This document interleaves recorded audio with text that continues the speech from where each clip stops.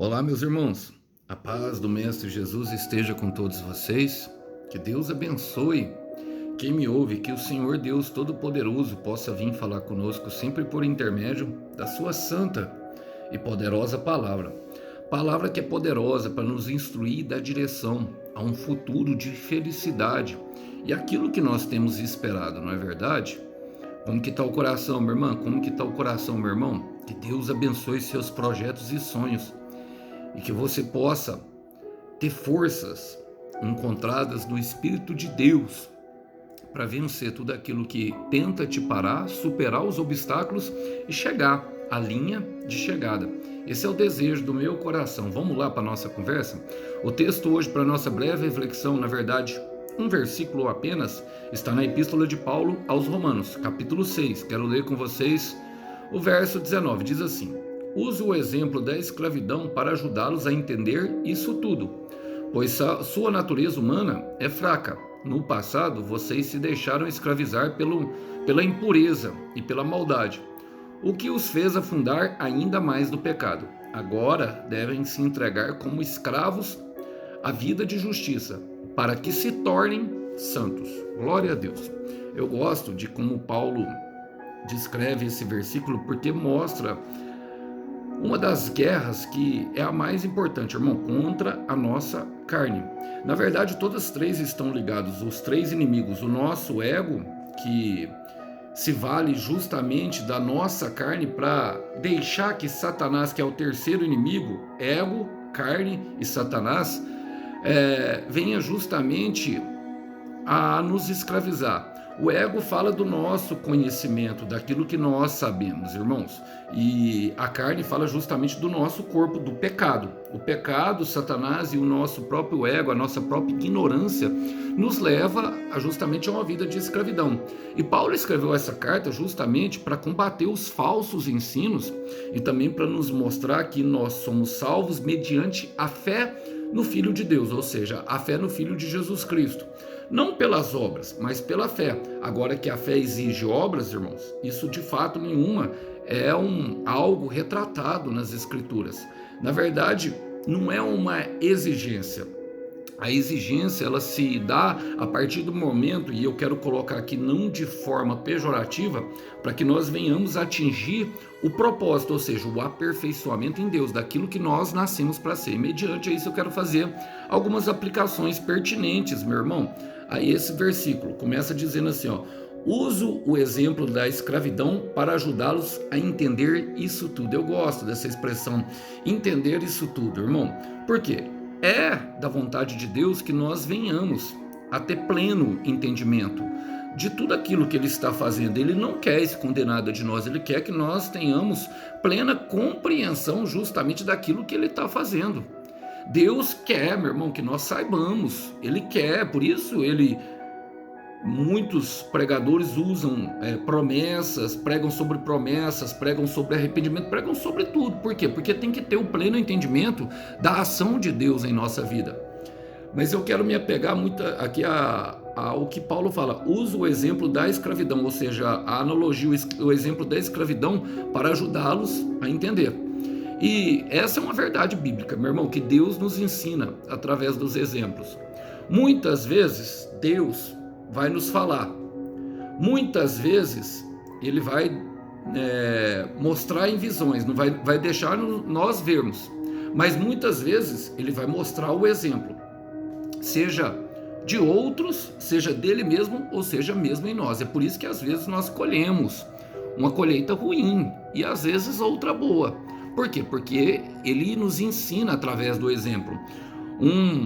As chaves que abram a porta do nosso coração é um exemplo de fé e superação. Eu quero repetir, as chaves que abrem as portas do nosso coração é um exemplo de fé e superação. E nenhum maior exemplo que o nosso, irmão, que o do nosso Mestre Jesus Cristo é o nosso maior exemplo. Quero ler com vocês uma passagem que está em João, capítulo 13. Depois dele lavar os pés dos discípulos, ele diz o seguinte para os discípulos: eu dei o exemplo para ser seguido. Faça como eu fiz com vocês. A verdade é que nenhum escravo é maior do que o seu senhor. Nenhum mensageiro é mais importante do que aquele que o envia. Agora que vocês já sabem essas coisas, serão felizes se as praticarem. E esse é o grande problema de muito crente, irmãos. Nós ficamos emocionados com a palavra, às vezes a lágrima até escorre pelo rosto, principalmente quando temos a convicção de que o Deus Todo-Poderoso está falando conosco, e ela tem esse poder emotivo, esse poder de transformar as nossas emoções, mas tem que ir além das emoções. Nós temos que colocar em prática. Colocamos muitas coisas em práticas, mas a palavra de Deus acabamos, meu irmão, minha irmã, usando ali do que hoje chamam de procrastinação. Eu deixo para depois, não. Ouviu, agora começa a fazer. Por quê? Porque nós somos aquilo que repetidas vezes nós fazemos. Nós nos tornaríamos aquilo que repetidas vezes nós fazemos. Tudo que nós fizermos haverá um aperfeiçoamento por meio da prática. Não tem como fugir disso. E por isso Paulo continua falando, pois sua natureza humana é fraca. A nossa natureza humana não quer praticar, irmão.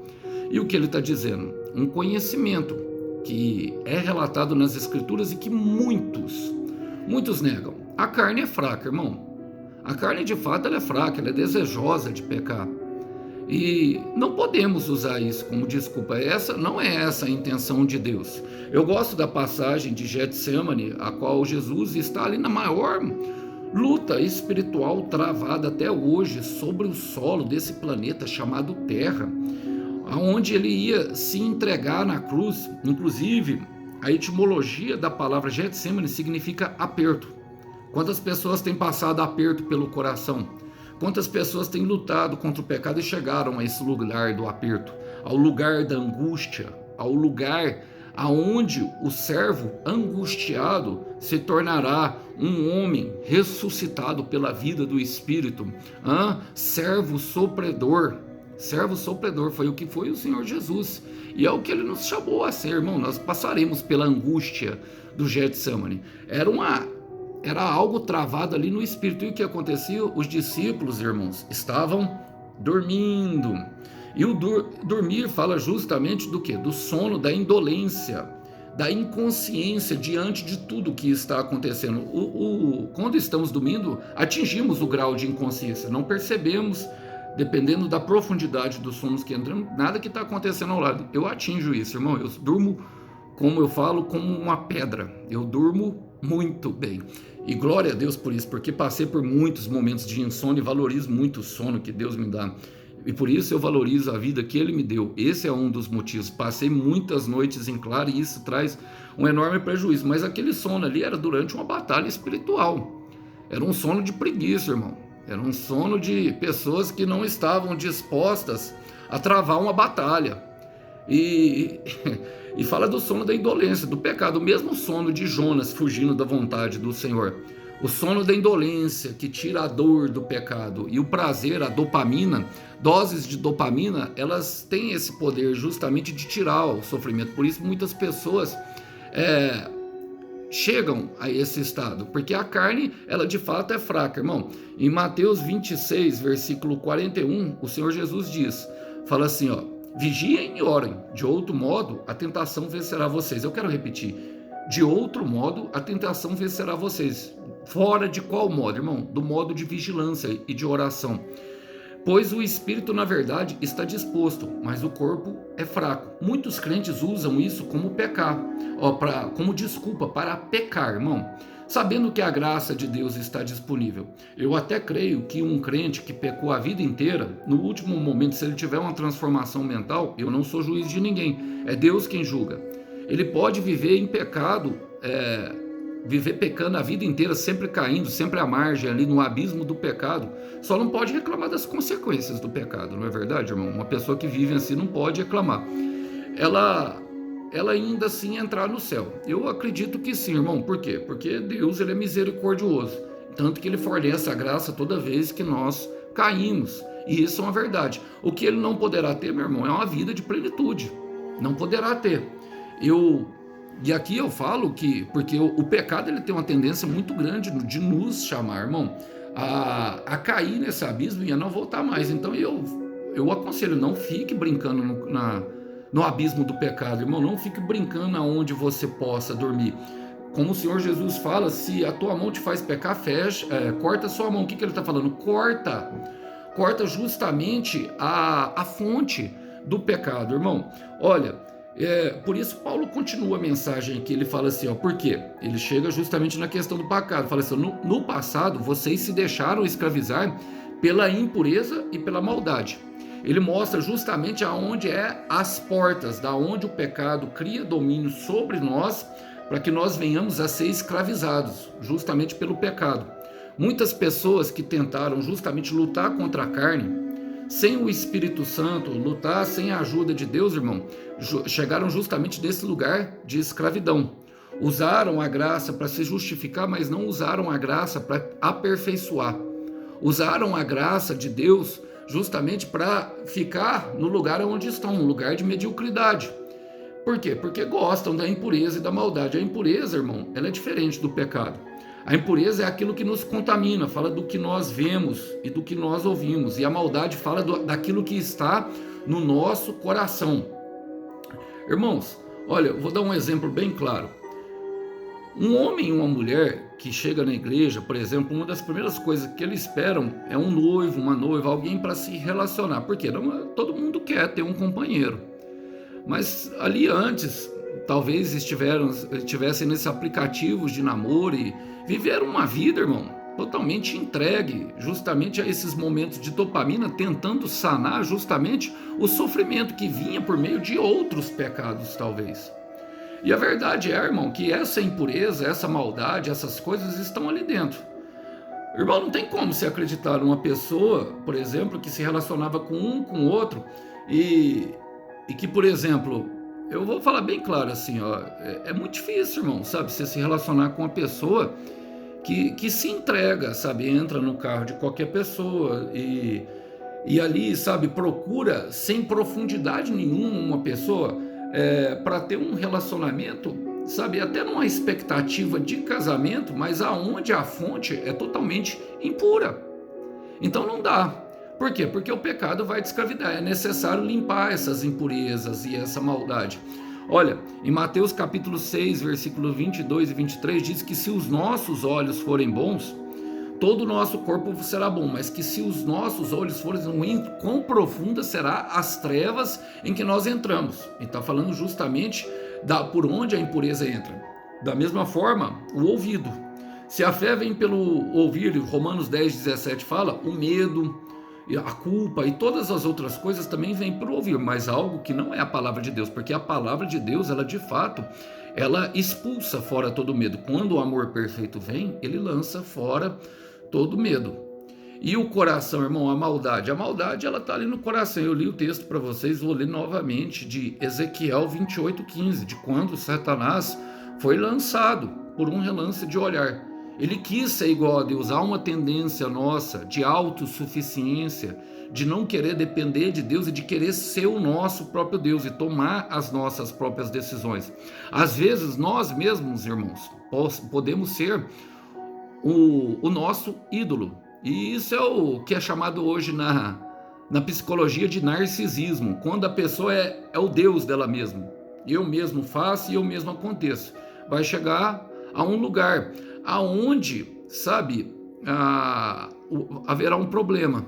Haverá um problema, irmão. Olha o que fala em Ezequiel 28:15. Fala, você foi criado perfeito e viveu na mais completa perfeição. Nós fomos criados perfeitos, irmãos, antes do pecado entrar.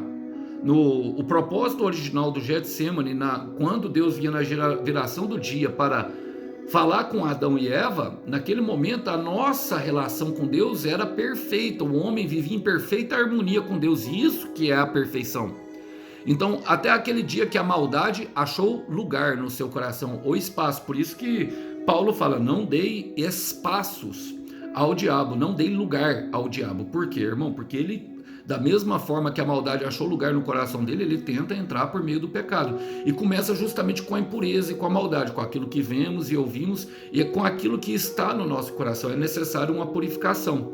E há um problema maior ainda. Por quê, irmão? Porque ele fala assim, ó, o que os fez ainda afundar ainda mais no pecado. Ou seja, meu irmão, eu costumo falar que nada que é ruim que não possa ficar pior. Mas nada que é bom também que não possa ficar pior. A própria palavra fala que um abismo puxa o outro, irmão. E hoje eu quero ler esse versículo por completo, porque ele está justamente em Salmos. E eu gosto da expressão do salmista, porque eu gosto de ler Salmos, porque Salmos mostra a vividez dos sentimentos daquilo que aqueles homens experimentaram por meio de suas vivências terrenas, aqui andando pelo planeta Terra em comunhão com Deus, logicamente, porque senão não teria parado. E são tão humanas, são tão vivas, e é justamente isso que nós devemos nos entregar, uma vida de devoção à palavra, porque as nossas dores, as nossas angústias, elas nos tornam humanos. Agora, quando nós entregamos a uma vida de pecado, um abismo vai puxar outro abismo. Traduzindo em palavras, o irmão ou a irmã que estava no aplicativo de namoro, logicamente, irmão, vai começar a ver pornografia, vai querer se sustentar nessa dopamina sozinho. Isso é ser Deus de si mesmo, sabe? Querer, porque o nosso corpo, o corpo do homem foi feito para a mulher, o corpo da mulher foi feito para o homem. Nós fomos feitos, nós que temos, e não todos, os que não foram feitos eunucos, para se casar, para encontrar uma pessoa. Estou usando aqui um exemplo, logicamente. E a nossa energia vital, ela deve ser totalmente depositada ao nosso parceiro. A herança da pornografia, irmão, eu vivi isso, é ansiedade e depressão. Pessoas que foram abusadas sexualmente, que foram rejeitadas, que foram abandonadas, constantemente procuram esse refúgio. Por quê? Porque é um prazer rápido, escondido, que ninguém vai saber do que está acontecendo, mas que trazem essa herança. Ansiedade e depressão esperam logo ali na frente. Esse é só um exemplo de um abismo que puxa o outro. A cocaína, por exemplo, eu já falei para vocês, ela poderia me levar ou à cadeia ou à morte se eu não tivesse parado. Agora, Salmos 42, versículo 7, presta atenção no que o salmista fala. Um abismo chama o outro abismo. Ouço o ruído das suas fortes correntes, de tristezas que me encobrem. Olha, ele está ouvindo o ruído, está de longe. É isso que ele percebe. Fazendo-me lembrar o barulho das grandes cachoeiras. Primeiro ele ouve umas correntes, mas depois ele se lembra de uma cachoeira. E a cachoeira fala daquilo que inunda, daquilo que não tem como. Você já entrou dentro de uma cachoeira? Quanto maior ela é, meu irmão, menos nós temos controle. Tanto que aquelas cachoeiras com mais de 15, 20 metros, nós nem podemos entrar, ela nem se torna uma terapia. Ela joga nós lá para baixo e logo, logo nós nos afogamos. E é justamente isso o que o salmista está trazendo para nós. E como é que eu faço, Alisson? Bom, Paulo, a palavra nunca deixa nós sem resposta. Ele fala agora, e esse é o momento de colocar a palavra em prática. Agora devem se entregar como escravos da vida de justiça. Não tem como, irmão. Lembra que eu falei que nós somos aquilo que repetidas vezes nós fazemos? O segredo é se entregar a essa nova vida. E, logicamente, uma vida de justiça, ou seja, irmão, a qual nós seremos justificados por Deus e nos tornamos santos. O que é uma pessoa santa, Alisson? Uma pessoa santa é aquela que tenta se parecer com Jesus e se coloca justamente nesse caminho. Quanto mais parecidos com Jesus, mais santificados nós estaremos. E é justamente se entregar a essa nova vida que nos vai levar à plenitude de vida, irmão. O Senhor é o caminho, o Senhor é a verdade e o Senhor é a vida. João 14, 6.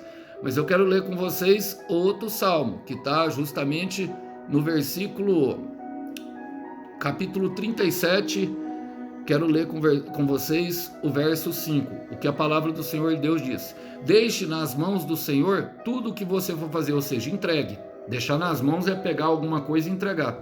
Confie nele de todo o coração e ele fará o que for necessário.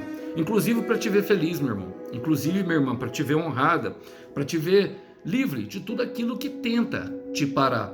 E olha, quero continuar porque ele fala assim, ó, para que se tornem justos. Irmãos, nós não vamos nos tornar justos porque praticamos, mas é para que.